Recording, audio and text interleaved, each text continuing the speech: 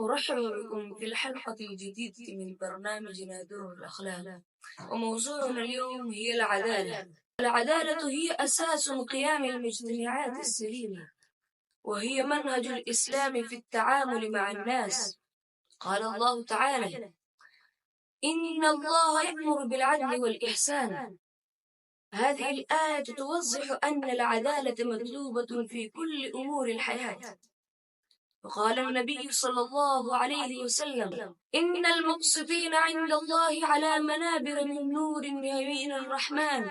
فالعدالة لا تجلب رضاء الله فقط، بل تضمن السلام والرخاء بين الناس. وقد كان النبي صلى الله عليه وسلم أعلى مثالا في العدالة. لم يكن يفرق بين قريب وبعيد، ولا غني وحميد، بل كان يقول: لو سرقت فاطمة لقطعت يداها.